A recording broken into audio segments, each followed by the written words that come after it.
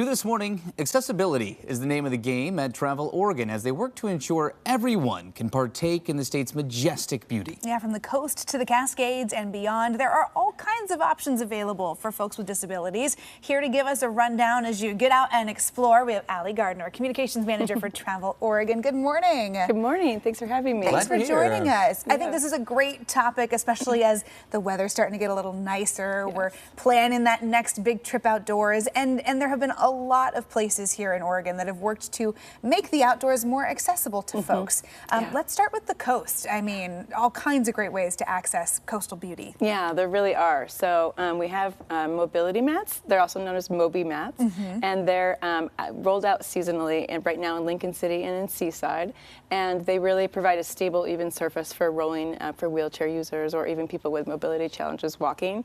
There's also you can rent free adaptive wheelchairs in many communities along the North Coast. Oh, wow. As well as a more rugged chair called David's Chair, which is an action track chair, which can really get you out into like the deeper sand and the spots that wheelchair users wouldn't be able to access. That's incredible. That's brilliant. Yeah. That's really, really great. And then, you know, moving inland a little bit, there are ways to get on the water as well. Yes, yeah. So the Tualatin River is a really great place, a really great river for inclusive paddling. And so there are organizations such as Adventures Without Limits, and they partner to provide adaptive kayaks and to help people get out on the water.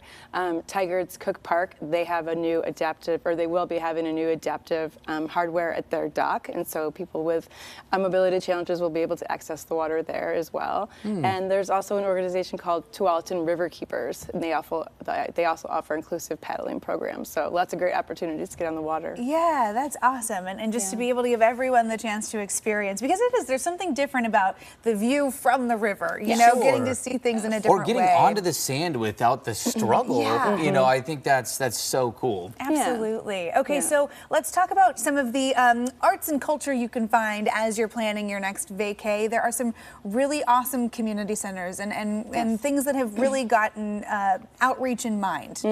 Yeah, so a really great thing is in Lane County in Eugene, they have the First Friday Art Walks, and those have been designed to be accessible to wheelchair users, and they also offer live performances that are sensory friendly and inclusive, and they've worked really hard to foster a welcoming environment there. I should also mention that there are new technology called Enchroma glasses that are being offered at different art museums and community centers around the state, and they correct for color blindness. And so Portland Art Museum, you can rent a pair for free while you're there.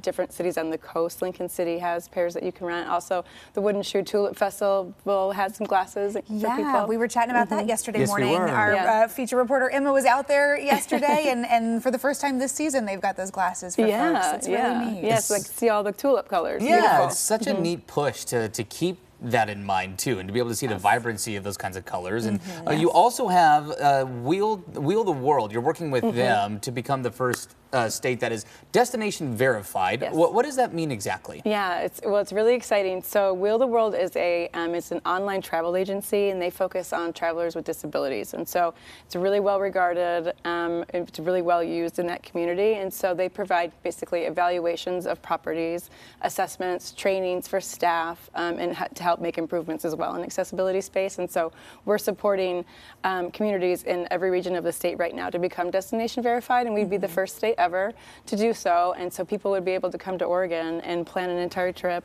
wherever they want to see, whatever they want to do, and make sure that they can feel confident knowing that their needs will be met when they get here. Yeah. So it's great. It's one of those things where unless it directly impacts you or someone in your immediate circle, you don't always think about the vast differences that can exist in different places, you know, where accessibility is concerned.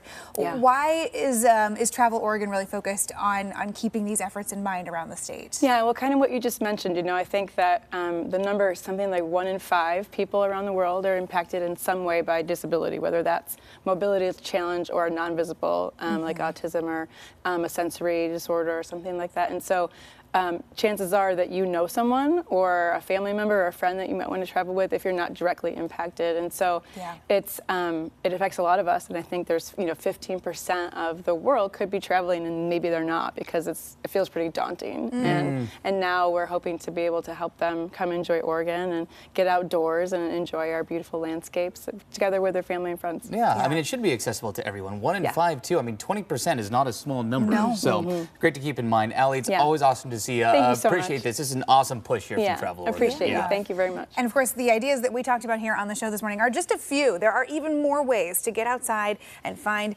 easily accessed natural wonder in the state. If you want more accessible spring ideas from Travel Oregon and ways to get out on the trail and beyond, check out this story on KOIN.com. It's 7:30.